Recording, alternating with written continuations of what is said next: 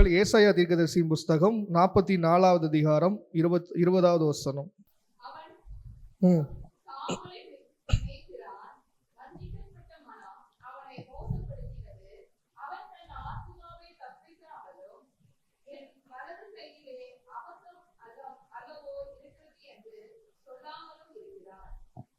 கவனிங்க, இந்த நாளில் நம்ம தியானிக்க போகிற ஒரு காரியம் கிறிஸ்தவ வாழ்க்கையில் அல்ல கிறிஸ்தவ ஜனங்களுக்கு மிகவும் முக்கியமான ஒரு காரியம். வேதம் இங்கே ஒரு வார்த்தையை கோடிட்டு சொல்லுகிறது. அந்த 20வது வசனத்தை பாருங்கள். எல்லாரும் வேதம் வைத்திருக்கிற எல்லாரும் வேதத்தை எடுத்துக்கொள்ளுங்க. ஏசாயா 44:20 நல்லா பாருங்க. அவன் சாம்பலை மேய்கிறான். அடுத்து ஒரு வார்த்தை கொடுக்கப்பட்டிருக்கு, வஞ்சிக்கப்பட்ட மனம் அவனை மோசப்படுத்தினது என்று வார்த்தை போட்டிருக்கு. யார் அந்த அவன்? சாம்பலை மேய்கிறவன் யாரு? யாருடைய மனசு அவனை வஞ்சித்து அவனை மோசப்படுத்துச்சு அப்படின்னா, அந்த அதிகாரத்தில் நீங்க மேல வந்தீங்க அப்படின்னு சொன்னா ஆண்டவர் இது யாருன்னு சொல்றாரு பாருங்க. 15 வாசிச்சு பாருங்களேன்.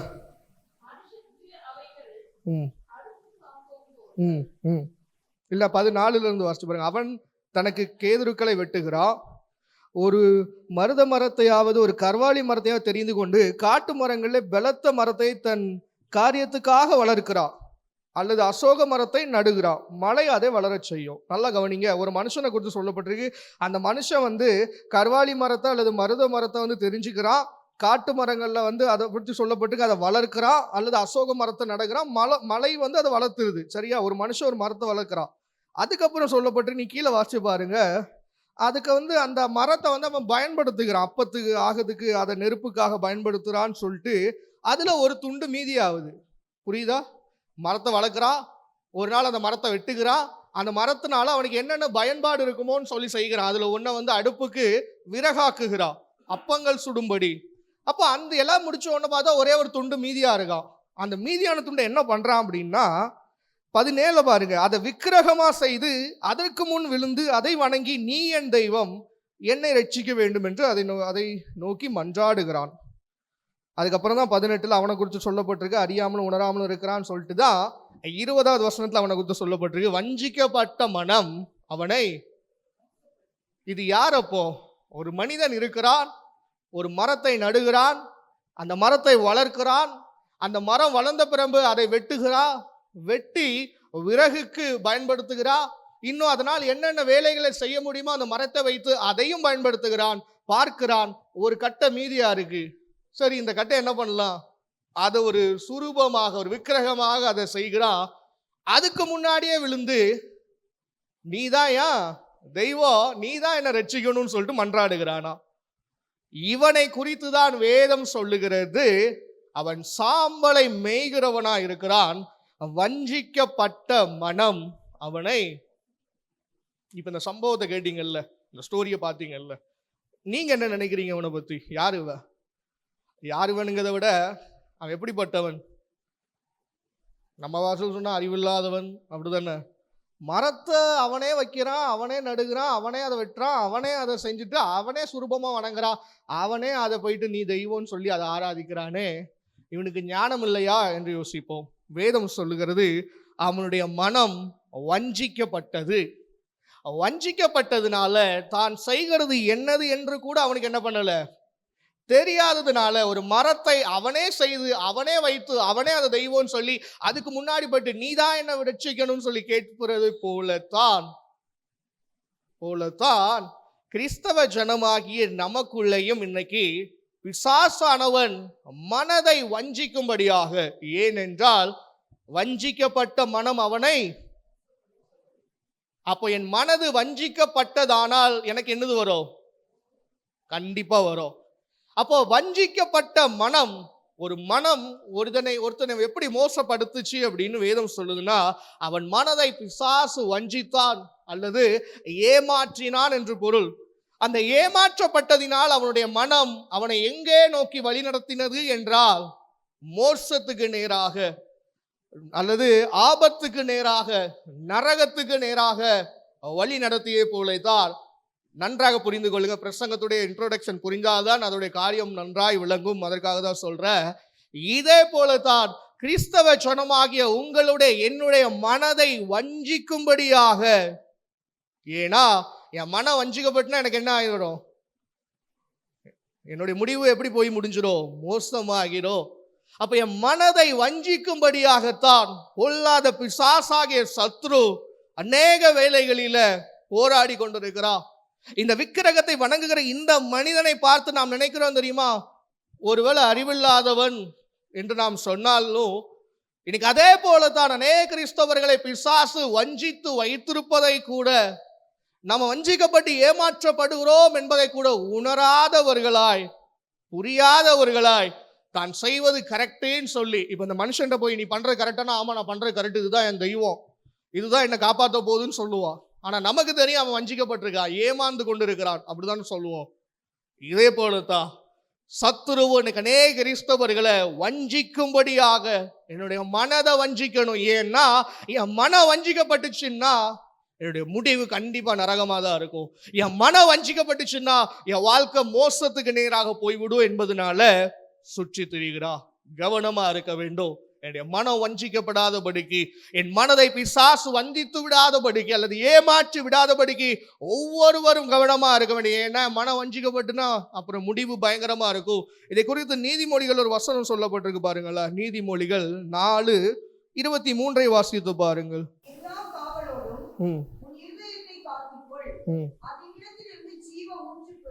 கவனிங்க, எல்லா காவலோடும். எல்லா எதை பார்த்துக்கணுமா சொல்லுங்க? இருதயத்தை என்ன பண்ணு? ஏன்னா மனதை இருதயத்தை வஞ்சிக்கும்படியாகத்தான் பொல்லாத பிசாசு வருகிறான். அப்போ நானும் அல்லது நீங்களும் நானும் என்ன செய்ய வேண்டும் என்றால், கவனிங்க, என் இருதயத்தை காத்து கொள்ள வேண்டும் என்று வேதம் சொல்லுகிறது. எல்லா காவலோடும் என்னால் கூடிய முடிந்த வரைக்கும் எவ்வளவு காத்து கொள்ள முடியுமோ காத்து கொள்ள வேண்டும். ஏனென்றால் நான் காத்து கொள்ள தவறும் பொழுது, என் இருதயத்தை நான் காத்து கொள்ளாமல் கவனக்குறைவாக இருக்கும் பொழுது, நான் அறியாத ஒரு காரியத்தின் மூலமாக பிசாசு என்னுடைய மனதை வஞ்சிக்க முயற்சி செய்கிறான். நான் பண்றது கரெக்டு, நான் செஞ்சிட்டு இருக்கதான் கரெக்டு அப்படிங்கிற எண்ணத்தை எனக்குள்ள விதைக்கிறா. அல்லேலூயா. நான் சொல்ற காரியம் புரியுதுங்கிறவங்க அல்லேலூயா சொல்லுங்க. அல்லேலூயா. அப்போ நல்லா கவனிங்க, என் மனதை வஞ்சிக்கிறா. எதுக்குன்னா இவனை மனதை வஞ்சிட்டு தான் போதும், இவன் என்னதான் செஞ்சாலும் ஆடி பாடலாம் உருளலாம் என்ன பண்ணாலும் பிரச்சனை இல்லை, நான் முடிவில் எங்க வந்துடுவான்? நம்ம கிட்ட வந்துடும், நம்ம பயதானே இவன் அப்படின்னு பிசாசு இருப்பான். நீ என்னவும் பண்ணிட்டு போ, ஆனா இருதயத்தை வஞ்சித்து விட்டா போதும், நீ பண்றதெல்லாம் பண்ணிட்டேன். ஏன்னா என்னோட மனநிலை ஒன்றே ஒன்றுதான், நான் செய்கிறது சரிதான், நான் போயிட்டு இருக்கிற பாதை கரெக்டு தான். நல்லா கவனிங்கள, நிறைய நேரத்தில் கூகுள் மேப்ஸ் பயன்படுத்தி டிராவல் பண்ணுவோம், அப்படிதானே? தெரியாத இடங்களுக்கு கூகுள் மேப்ஸை போட்டு போயிட்டு இருப்போம். நம்ம நினைச்சுக்கிட்டு இருப்போம் போயிட்டு இருக்க பாதை எப்படிதான் இருக்கு, கரெக்டு தான். ஆனால் அந்த கூகுள் மேப்ஸ் ஒரு பிரச்சனை என்னன்னா, நிறைய நேரத்தில் நல்லா தான் பண்ணும், ஆனால் திடீர்னு வேலையை காட்டிடும், அங்கே எங்கேயாவது போய் காட்டிடும். ஒரு நாள் நான் அப்படிதான் ஒரு சில வருடத்துக்கு முன்னாடி கேரளாவில் ஒரு ட்ரிப்பு போயிட்டு இருக்கும்போது வழி தெரியாது, கூகுள் மேப்பை போயிட்டேன். கார் டிரைவ் பண்ணுறது நான் தான். கவனிங்க, போயிட்டே இருக்கேன், ஒரு இடத்துல போட்டு பிரேக்கை போடுறேன், பார்த்தா அதோட ரோடு முடியுது, அங்கே கடல். அந்த ரோடு எப்படி இருக்குதுன்னா இப்படி வந்து நிற்குது, கீழே பள்ளத்தில் கடல் இருக்குது. பிரேக்கை போடலன்னா நேரம் எங்கே தான் போயிருக்கணும்? காரோட கடலில் போயிருப்பேன். கூகுள் மேப்ஸ் ஸ்டில் காட்டிக்கிட்டே இருக்குது, அதில் போயிட்டுருங்க அப்படின்ட்டு. அப்போ நல்லா கவனிங்க, என்னுடைய வழியை நான் அங்க போய் இது தவறுதான் அறியாத வரைக்கும் என் மனநிலை சொல்லுது, நீ போயிட்டு இருக்கப்பா அது கரெக்டு தான், போயிட்டே இரு இன்னும் கொஞ்சம் தூரம் தான் சொல்லி. ஆனால் நான் போயிட்டு இருக்கிற பாதை கரெக்டா இல்லாமல் இருந்துச்சுன்னா நான் போய் தான் தெரிஞ்சுக்க முடியும் நான் அந்த பாதை தவறுன்னு சொல்லி. அதே போலதான் இன்னைக்கு என்னுடைய மனம் வஞ்சிக்கப்பட்டிருக்கும் போது நான் நினைச்சுக்கிட்டு இருப்பேன், நான் பண்றது கரெக்டு, நான் கரெக்டான பாதையில போயிட்டு இருக்கிறேன், நான் கரெக்டான பாதையில இருக்கிறேன்னு சொல்லி. ஆனா என் மனது வஞ்சிக்கப்படுமாயின் வேதம் சொல்லியபடி வஞ்சிக்கப்பட்ட மனம் அவனை மோசப்படுத்தும். அன்பான தேவ ஜனமே, ஒரு சில காரியங்களை தியானிக்க போகிறோம். கிறிஸ்தவ ஜனங்களை எப்படி பிசாசு ஒரு வஞ்சனைக்குள்ள நடத்துகிறான், அல்லது இதெல்லாம் ஒரு விஷயமா நினைக்கிற நிறைய நேரத்துல விஷயங்கள் வேதத்தின் பார்வையில வஞ்சனையா தான் இருக்குது. பிசாசின் ஒருவித தந்திரம் என்பதை தயவு செய்து புரிந்து கொள்ளுங்க. என்ன விதமான காரியத்துல என்னை வஞ்சிக்கிறான் தெரியுமா? என்ன விதமான காரியத்துல இருதயத்தை வஞ்சித்து என்னை மோசப்படுத்த முயற்சிறான் தெரியுமா? முதலாவது வாசிங்க, லூக்கா 15வது அதிகாரத்துல 29வது வசனம்.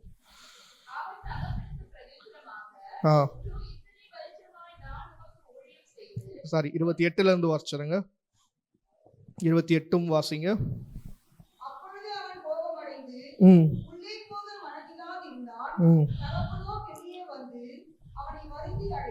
போதும். இந்த வசனத்தை குறித்து வைத்துக் கொள்ளுங்கன்னு சொல்லி கடைசியா நான் ஒரு டைம் சொன்னேன், ஞாபகம் இருக்கா? போன செவ்வாய்க்கிழமை டீச்சர் வீட்டில் ஒரு ஜெப கூட்டம் நடந்துச்சு, அல்லது வீட்டு கூட்டம். அப்போ இந்த வசனத்தை வாசித்தோம், வந்தவங்களுக்கு தெரியும். அப்போ நான் தெளிவாக சொன்னேன், இந்த வசனத்தில் இருக்கிற அந்த மனதில்லாது இருந்தால் நீங்கள் வார்த்தையை குறித்து வைத்துக் கொள்ளுங்கன்னு. நான் மறுபடியும் சொல்கிறேன், அப்போ சொல்லும்போது நாங்கள் பிரசங்கம் பண்ண போகிறீங்களா எனக்கு தெரியாது. ஏன்னா எனக்கு அன்னைக்கு அந்த தேவன் அந்த வார்த்தையை மனதில், நான் ஆஃபீஸ்லேருந்து வரும்போது என் மனதை போட்டுக்கிட்டே இருந்தார். அவனுக்கு மனசு இல்லை. இன்னைக்கு நிறைய பேருக்கு பிரச்சனை என்னன்னா மனசு இல்லை அப்படின்னு சொன்னதுனால தான் நான் அன்னைக்கு சொன்னேன். அன்னைக்கு நம்ம இந்த காரியத்தை பார்க்கல, அந்த மூத்த குமாரனுடைய காரியம் என்னன்னு பார்த்தோம். கரெக்டா வந்தவங்களுக்கு தெரியும். அப்பதான் சொன்னேன், இந்த வார்த்தை என்ன பண்ணுங்க, குறிச்சு வச்சுக்கோங்க, பின்பாக ஒரு நாள் தேவன் வாய்ப்பு கொடுத்தா தியானிப்போன்னு சொல்லி. ஆனா நான் நினைக்கல இவ்வளவு குயிக்கா அதை குறித்து தியானிப்போன்னு சொல்லி. இங்க நல்லா பாத்தீங்கன்னா இந்த சம்பவம் தெரியும். நல்லா பாத்தீங்கன்னா இந்த சம்பவம் 2 குமாரருக்கும் தகப்பனுக்கும் இடையே நடந்த காரியம். அந்த இளைய குமாரனை குறித்து, என்ன குமாரனுங்க, இளைய குமாரனை குறித்து சில பேர் சொல்லுவீங்க, என்ன குமாரன், கெட்ட குமாரன். சோ இளைய குமாரனை குறித்து நம்ம பார்த்து விட்டதுனால அங்க போகாதுருங்க. மூத்த குமாரனை குறித்து தான் நாங்கள் அன்றைக்கு வீட்டு கூட்டத்தில் தியானித்தோம். அவன் என்னென்ன செஞ்சான், தகப்பன்கிட்ட கேட்டான், தகப்பன் என்ன பதில் சொன்னார்னு சொல்லி. இவன் பயன்படுத்துற வார்த்தையை பார்த்தீங்கன்னா, அவன் கோபம் அடைந்து உள்ளே போக, ஏங்க ஜோம் பண்றது இல்ல, மனசு வரமாட்டுக்குங்க, ஏங்க சர்ச்சுக்கு வர்றது இல்ல, வரணும்னு தோணுது ஆனா மனசு இல்ல. நம்ம பயன்படுத்துறோம்ல, மனசு வரமாட்டுக்கு, சொல்றோமா இல்லையா? செய்யணும்னு நினைக்கிறேன், ஆனாலும் ஃபுல் மனதா என்ன பண்ண முடியல. அல்லேலூயா. இந்த மூத்த குமாரன் சொல்றா, வேதம் சொல்லுகிறது, அவனுக்கு மனசு இல்லை, மனது இல்லாதிருந்தான், வஞ்சிக்கப்பட்ட மனம் அவனை மோசப்படுத்தினது என்கிற வார்த்தையை தியானத்தில் வைத்துக் கொள்ளுங்க. இப்ப இந்த மூத்த குமாரன்ட்ட முதல்ல காணப்பட்ட பிரச்சனை என்ன தெரியுமா? அவன் சொல்ற வார்த்தை நீங்க பின்னாடி வாசிச்சீங்கன்னா தெரியும். நான் இத்தனை வருஷ காலம் ஊழியர் செஞ்சேன், இவ்வளவு நாள் உமக்கு கூட இருந்தேன், உமக்காக எல்லாற்றையும் பார்த்துக்கிட்ட, எனக்காக ஒரு ஆட்டுக்குட்டியை கூட தரல, வேசிகளிடத்துல ஆஸ்தியை கேட்டு வாங்கிட்டு போய் அழிச்சு போட்டுட்டு வந்த இவனுக்காக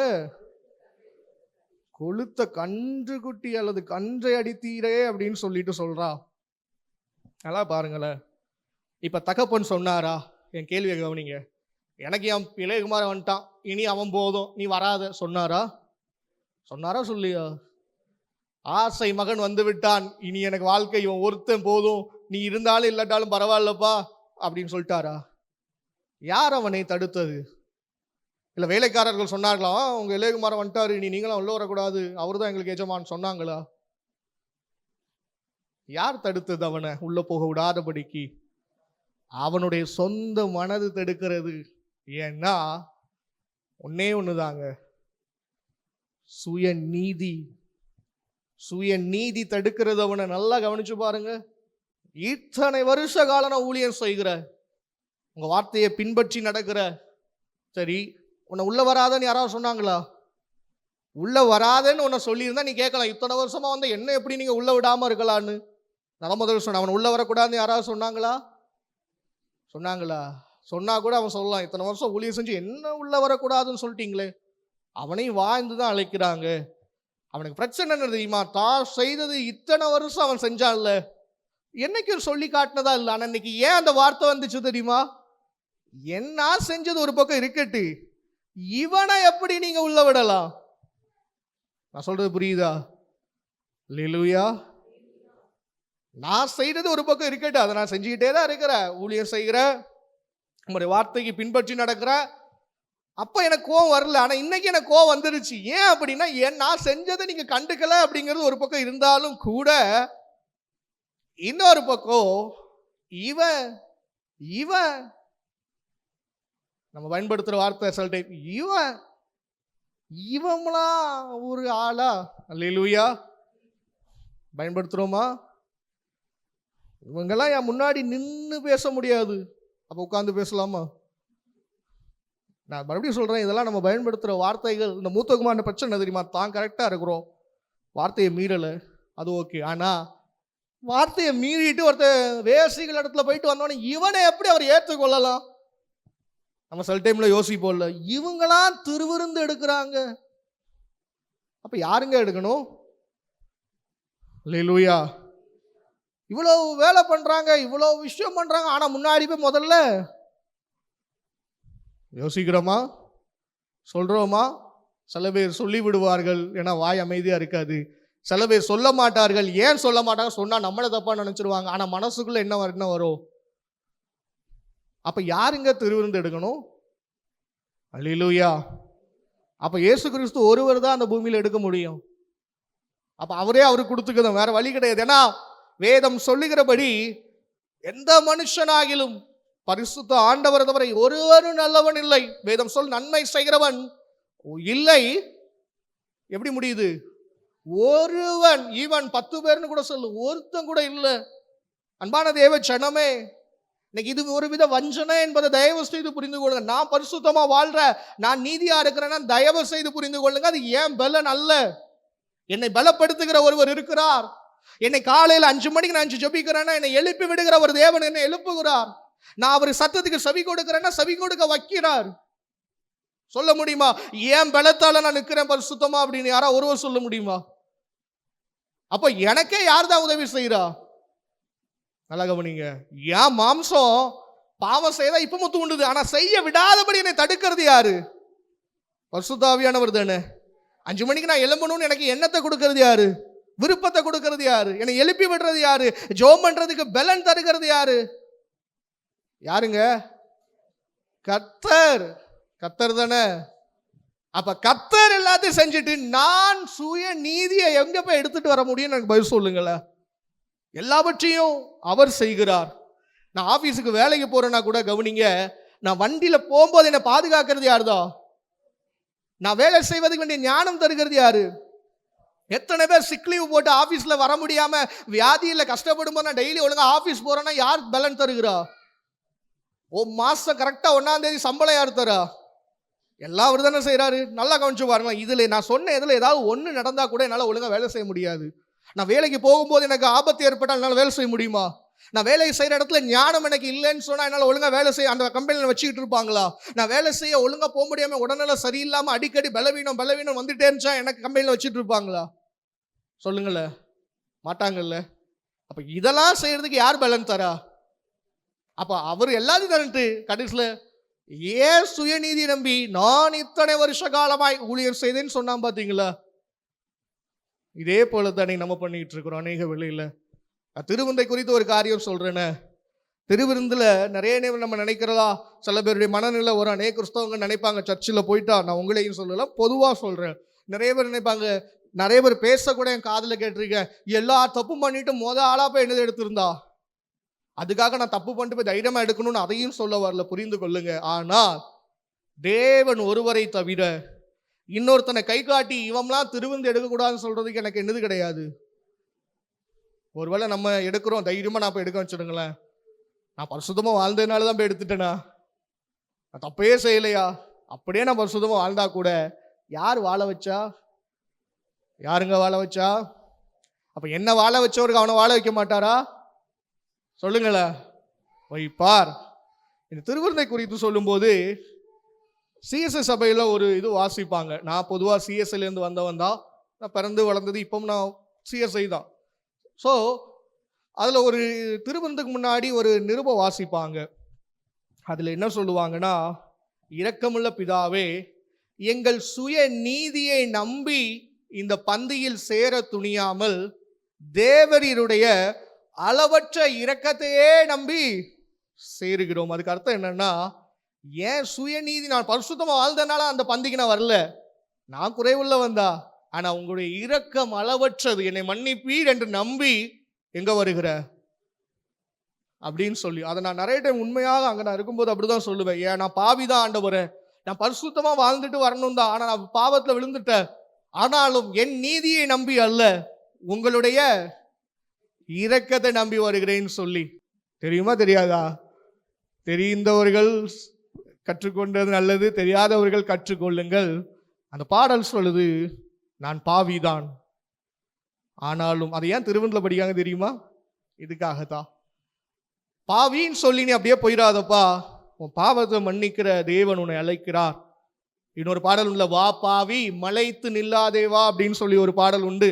உந்தனுக்காகவே நானே அடிபட்டேன், உன் பாவத்தை சுமந்தேன்னு சொல்லி. இன்னைக்கு ஆண்டவர் முதலாவது நம்ம இடத்துல எதிர்பார்க்கிற அது பிசாசு வைத்திருக்கிற ஒரு வஞ்சனையான காரியம் என்ன தெரியுமா? தாங்கள் நீதியா இருப்பதனால மற்றவர்களை இவங்க அப்படின்னு சொல்லி என்ற எண்ணம் அந்த மூத்த குமாரனத்துல காணப்பட்டது. என்னன்னா, நம்ம எத்தனை வருஷம் ஊழியம் செஞ்சோம், அவருடைய கற்பனையை மீறல, அவருக்கு பிரியமா நடந்தோம், நமக்கு ஒரு ஆட்டுக்குட்டியை கூட தனித்து போப்பா இத்தனை வருஷம் கஷ்டப்பட்டு ஊழியம் செஞ்சுட்டேன், போய் உன் சிநேகிதனோட சந்தோஷமா இருன்னு ஒரு நாள் அவர் பண்ணல. வேஸ்டிகள் இடத்துல அழிச்சுட்டு போட்டது இவன் வந்தவன நான் திட்டுவாருன்னு நினைச்சேன், நான் வராத உள்ள வராத எங்க வந்தேன்னு கேட்பேன்லாம் நினைச்சேன். ஆனா இவர் என்ன பண்ணிட்டாரு? மாறாக மாறாக கொளுத்த விருந்த ரெடி பண்றாரு, காலுக்கு பாதரட்சை போடுறாரு, மோதிரத்தை போடுறாரு, புது உடைய உடுத்துறாரு. அப்போ நான் முதலே சொன்னேன், யாரும் அவனை தடுக்கவில்லை, யாரும் அவனை நீ உள்ள வரக்கூடாதுன்னு சொல்ல. ஆனா சொந்த மனசு சொல்லுது, நம்ம நீதியா வாழ்ந்தும் நமக்கு ஒண்ணுதான், பரிசுத்தமா இல்லாம வேசிட்டு போயிட்டு வந்து இவனுக்கும் அதே தானான்னு சொல்லி. இதை புரிந்து கொள்வதற்காக தான் இயேசு ஒரு உமையை சொன்னார். ஆண்டவர் ஒரு மனிதனை காலையில் அழைக்கிறார், ஒரு எஜமான், என் வயல்ல வேலை இருக்கு போய் செய்ப்பான்னு சொல்லி காலையிலேயே ஒரு 6 மணிக்கு அழைக்கிறாருன்னு வச்சுக்கிடுங்க. அப்புறம் 9வது மணிக்கும் ஒருத்தனை கூப்பிட்டு என் வயல்ல வேலை இருக்குப்பா போங்கிறாரு. நீங்க ஏங்க சும்மா பகல் ஃபுல்லா இருக்கிறீங்க, வேலை இருக்கு போய் செய்யுங்க. 12வது மணிக்கும் ஒருத்தனை கூப்பிட்டு நீ போயிட்டு வேலை இருக்கு செய்யுங்கிறாரு. கடைசி 1 hour தான் இருக்கு, அப்பவும் ஒருத்தனை கூப்பிட்டு என் வயல்ல வேலை இருக்குங்கிறாரு. இப்ப இந்த கடைசியா 1 hour ஒருத்தன் வந்தான்ல, அவனுக்கு ஒரு பணத்தை கொடுப்பாரு. இந்த காலையிலேயே ஒருத்தன் பகல் ஃபுல்லா கஷ்டப்பட்டு இருப்பான் பாருங்க, அவன் என்ன நினைச்சான் அப்படின்னா, நமக்கு அதிகமா தருவாரு, ஏன்னா 1 hour வேலை செஞ்சவனுக்கு ஒரு பணம்னா நம்ம டே ஃபுல்லா வேலை செஞ்சிருக்கிறான், அவனுக்கும் எவ்வளவுதான் கொடுத்தாரு. அப்ப அவன் கேட்பான், 1 மணி நேரம் வேலை செஞ்ச இவனுக்கும் அதே தான், பகல் ஃபுல்லா கஷ்டப்பட்ட எனக்கும் அதே தானா அப்படின்னா. அப்ப தேவன் சொல்லுவாரு, எப்பா என்னுடையதை ஏன் படி செய்ய எனக்கு விருப்பம் இல்லையா? உனக்கு நான் சொன்னபடி ஒரு பணம் கொடுப்பேன்னு சொன்ன, கொடுத்துட்டல்ல, இவனுக்கு கொடுப்பது என்னுடைய விருப்பம் அல்லவா? அது என்னுடையது, நான் செய்யறது என்னுடையதை எனக்கு விருப்பப்படி செய்ய உரிமை இல்லையான்னு சொல்லி இந்த கதையை சொல்லுவாருங்க. இன்னைக்கு அநேக வேலை பிரச்சனை அதுதான். நம்ம பரிசுத்தமா வாழ்ந்துடுறோம், அந்த சுயநீதி என்கிற ஒரு வஞ்சனை என்பது புரிய மாட்டுக்கு. மற்றவர்களை அற்பமா எண்ணக்கூடாதுன்னு வேதம் சொல்லுகிறது. மற்றவர்களை அற்பமா எண்ணின சிலரை குறித்து தேவன் ஒரு ஓமையை சொன்னார். 2 பேர் ஜெபம் பண்ணும்படி போவாங்கல்ல, அது அதற்கு தான் சொன்னார்.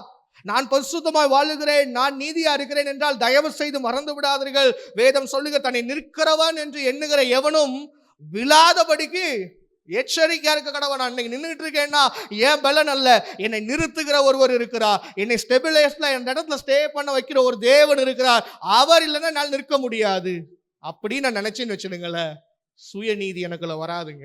ஏன்னா எனக்கு நல்லா தெரியும், நான் பரிசுத்தமா வாழ்றது யாரால? அவரால. என்ன பரிசுத்தமா ஆக்கினவர் இவனையும் பரிசுத்தம் ஆக்குவாருன்னு சொல்லி என் மனநிலை இருக்கும். வேதம் சொன்னபடி வஞ்சிக்கப்பட்ட மனம்னு வாசிச்சோம்ல, முதலாவது கிறிஸ்தவர்கள் வச்சிருக்கிற தந்திரமே அதுதான்.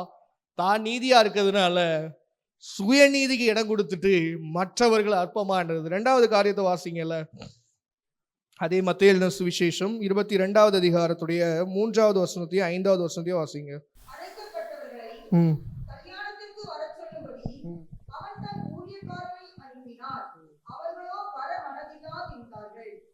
அஞ்சு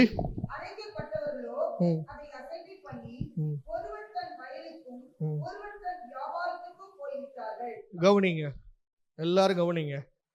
கிறிஸ்தவர்களுக்குள்ள பிசாசு வைத்திருக்கிற வஞ்சனை, இதை நீங்க எளிதா எடுத்துக்கொள்ளாதுங்க. இதெல்லாம் ஒரு விஷயமா நினைச்சீங்கன்னா அதுதான் பிசாசின் தந்திரம்.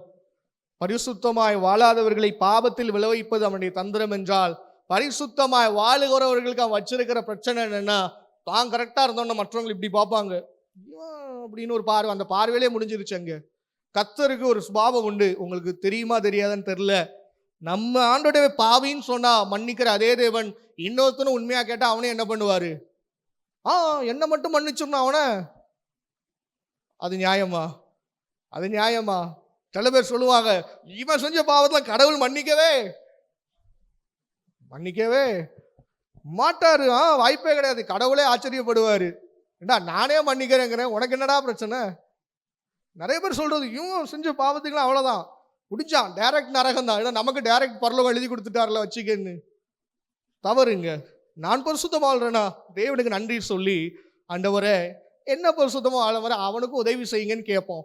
ஒருவேளை அது முடியாட்டா கூட என்ன பரிசுத்தமா வாழ வச்சிருக்கு நன்றின்னு சொல்லிட்டு போயிருமே தவிர, பக்கத்துல இருக்கிறவனை பார்த்துட்டு இவன் இதை நிறைய நேரத்தில் நம்ம செய்கிறதுனால தான் ஆண்டவர் எச்சரிக்கிறது. பிசாசின் ஒரு தந்திரம்.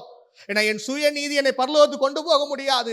எந்த மனுஷனுடைய சுயநீதி ஒருத்தனை பரலோகத்துக்கு கொண்டு போய் சேர்க்காது. ஏன்னா பரலோகம் என்பது சுய நீதியினால் கிடைப்பது அல்ல, அவருடைய இரக்கத்தினால், அவருடைய கிருபையினால் கிடைக்கிறது. அதை நாம் சரியாய் புரிந்து கொள்ள வேண்டும். ஏன்னா பரிசுத்தமா வாழ்ந்து சுய நீதியா இருக்கிற பரலோகம் போக முடியாதுங்க. அல்லேலூயா.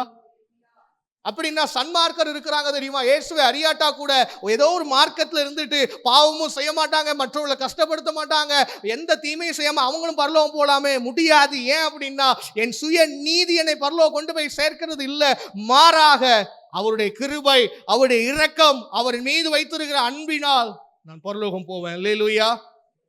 இந்த வித்தியாசத்தை தயவு செய்து புரிந்து கொள்ளுங்க. ரெண்டாவது, இங்க ஒரு கேங் இருக்கு. அங்கேயும் வசனம் வாசிச்சிங்க பார்த்து சொல்லி பார்த்தீங்களா?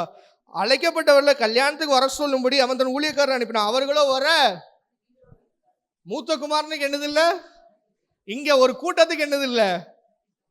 அப்ப மனசுதான் பிரச்சனை. கரெக்டா? மனசு தானே பிரச்சனை.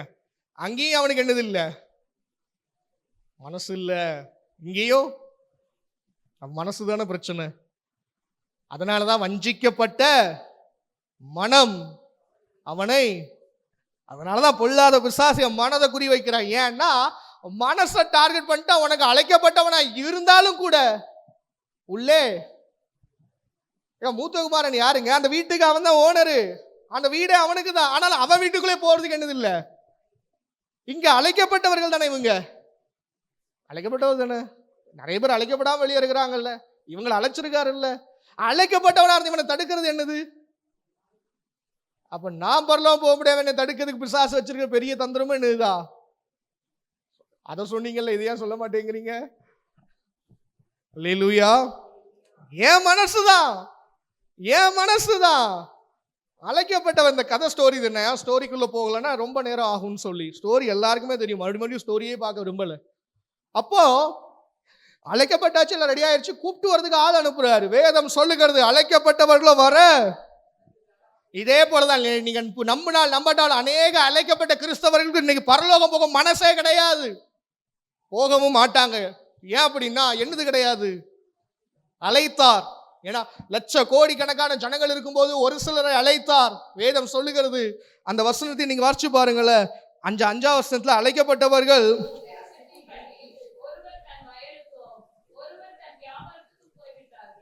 ஏன்னா போதுங்க, ஏன்னா இந்த பரலோகத்தை விட அந்த கல்யாணத்தை விட எனக்கு இம்பார்ட்டன்டான வேலை ஒண்ணு இங்க இருக்கு. அல்லேலூயா. நான் சொல்றது புரியுதா?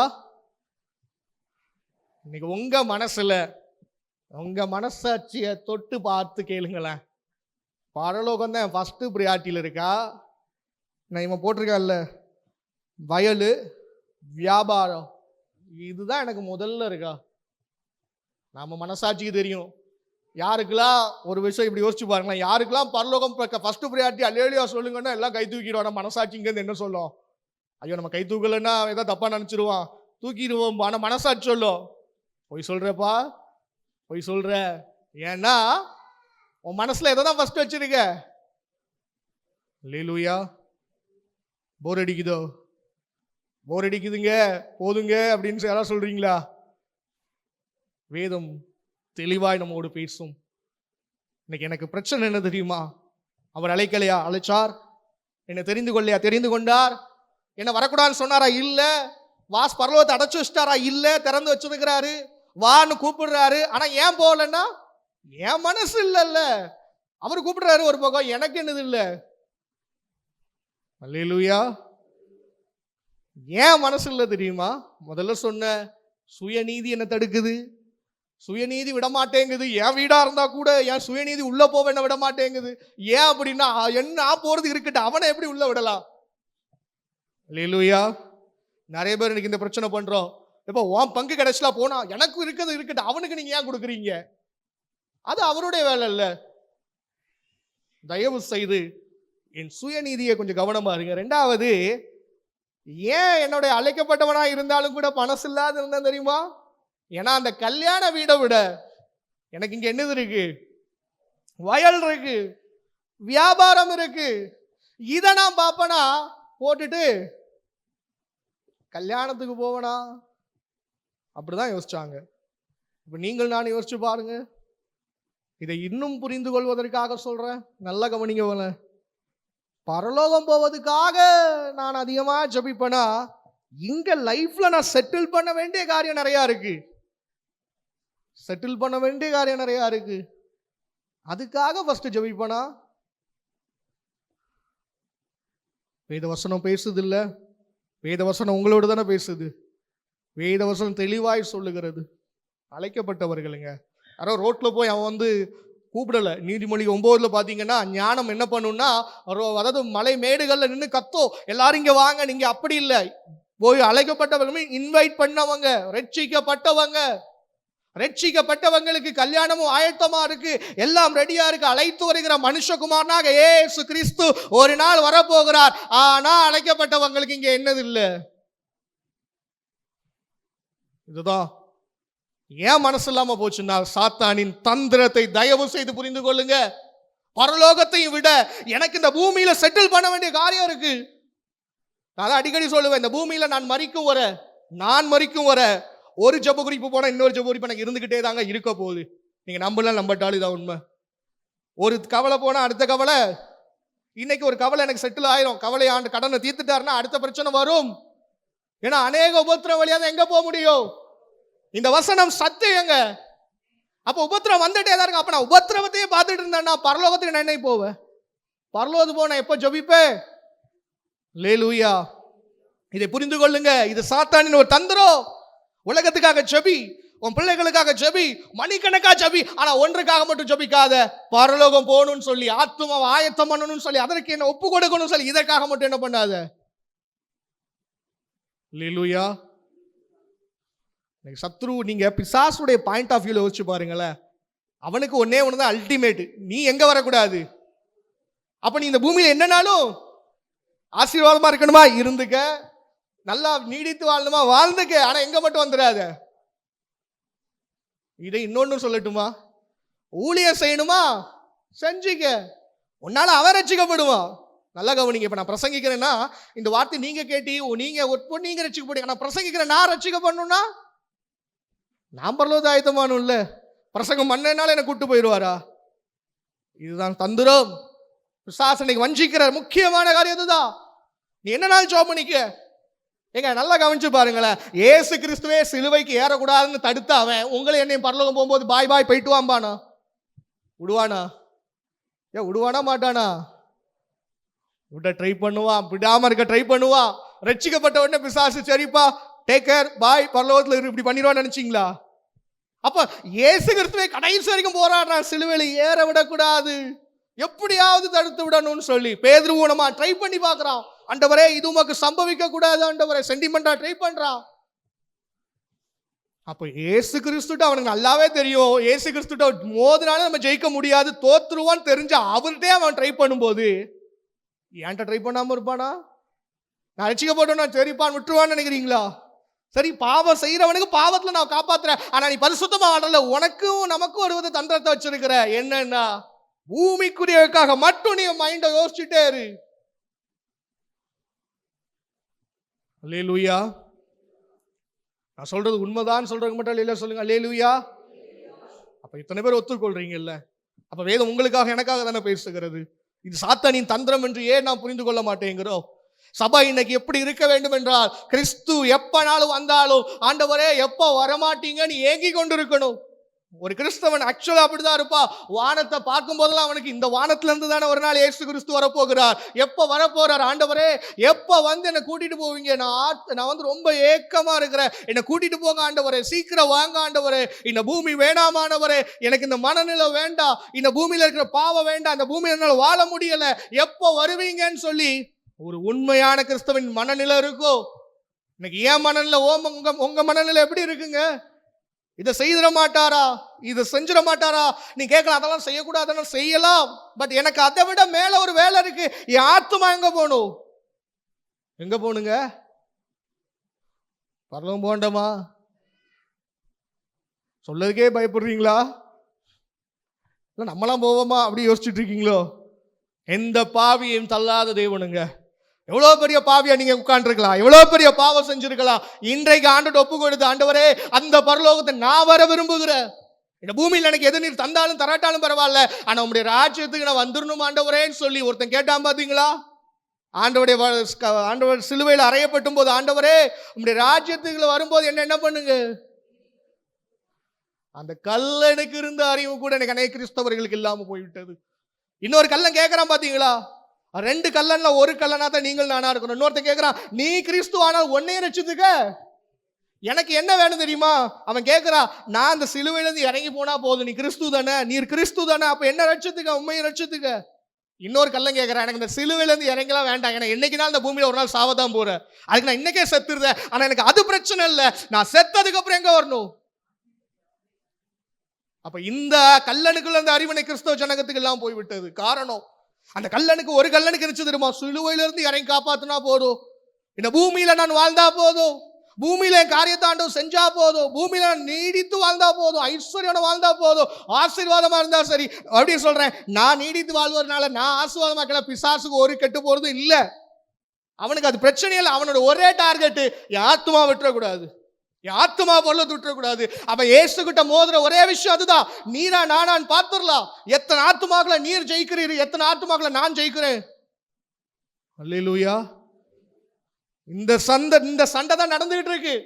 தேவன் எப்படியாவது அவர் பிதா குறித்திருக்க அந்த காலத்துக்கு முன்னாடி முடிந்த வரைக்குமான கிறிஸ்தவர்களை பரலோகத்துக்கு கொண்டு வர முயற்சி செய்கிறார். பொல்லாத பிசாசு அந்த காலத்துக்குள்ள எவ்வளவு பேர் என்னால் ரட்சித்து என்ன அழிக்க முடியுமோ நரகத்துக்கு கொண்டு போறேன். இதை புரிந்து கொள்ளாத கிறிஸ்தவ ஜனம் ஏசுகிட்ட போயிட்டு இன்னும் எனக்கு இதை தாரும்னு ஏங்கிக்கிட்டு பரலோகத்தை மறந்துகிட்டு இருக்கு. இப்ப கேட்டீங்களா ஏன் மனசு சொல்ல தெரியுமா?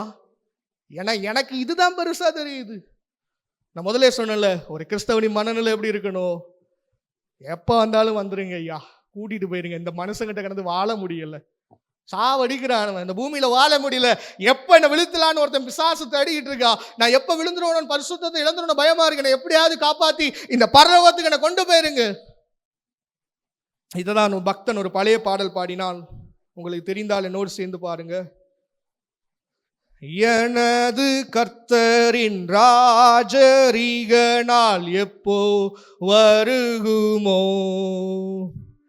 ஏங்கும் என் களி நீங்க மகிழ்ச்சி எப்போ பெருகுமோ, ஏங்கும் என் களி நீங்க மகிழ்ச்சி எப்போ பெருகுமோ, மனித சூதனின் அடையாளம் விண்ணில் காணும் என்றாரே, வல்லமையோடு மகிமையாய் தோன்றி வருவேன் என்றாரே, வல்லமையோடு மகிமையாய் தோன்றி வருவேன் என்றாரே. எல்லாரும் சேர்ந்து பாடலாம். தேவதூதனின் கடைசி கால தோனி மூலங்கவே, ஜெகத்தில் இயேசுவை பாற்றி மாறித்தோ உயிர் தெழும்பவே, ஜெகத்தில் இயேசுவை பாற்றி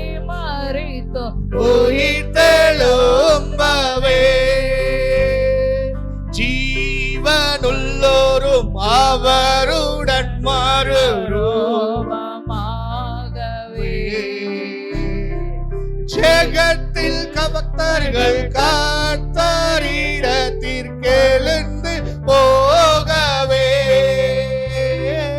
ஜெகத்தில் பக்தர்கள் எழுந்து போகவே, சஞ்சலங்களும் தவிப்புகள் யாவும் ஓடி போகுமே, சந்தோஷத்தோடு மகிழ்ச்சியும் வந்து சார்ந்து பிடிக்குமே, சந்தோஷத்தோடு மகிழ்ச்சி வந்து சார்ந்து பிடிக்குமே, நெஞ்சம் மகிழ்ந்து நீதிமான்களின் வாய் துதிக்குமே, நித்திய ஜீவனை பெற எந்த மனம் துடிக்குமே, நித்திய ஜீவனை பெற எந்த மனம் துடிக்குமே, எனது கர்த்தரின் ராஜரிக நாள் வருகுமோ, ஏங்கும் என் களி நீங்க மகிழ்ச்சி எப்போ பெருகுமோ, ஏங்கும் என் களி நீங்க மகிழ்ச்சி எப்போ பெருகுமோ. அந்த இது போடுங்க, எனது கர்த்தரின், அதை யாரா வாசிங்கல,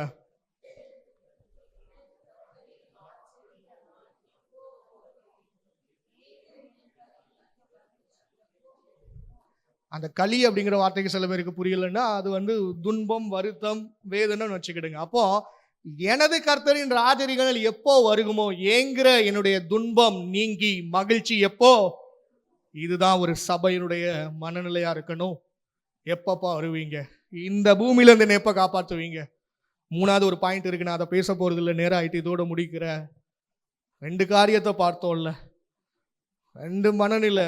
நான் வாசிச்ச வருஷம், நான் வஞ்சிக்கப்பட்ட மனம் அவனை, என் மனதை வஞ்சிக்க முயற்சி செய்கிற சத்ருன்னு சொன்னேன். அதற்கு எல்லா காவலோடும் இருதயத்தை காத்துக்கொள்ளு நீதிமொழி வாசிச்சோம். அதுல 2 காரியத்தை மாத்திரம் நம்ம பார்த்தோம். முதல்ல அந்த மூத்த குமாரனை பார்த்தோம்ல, சுய நீதி தடுக்குது. இன்னைக்கு அன்பான தெய்வ சனமே, நான் பரிசுத்தமா வாழ்ந்தா சந்தோஷமா இருங்க, ஆனா தயவு செய்து மற்றவர்களை என்னாதிருங்க அற்பமா. ஏன்னா இது சத்துரு வைத்திருக்கிற ஒரு தந்திரம்.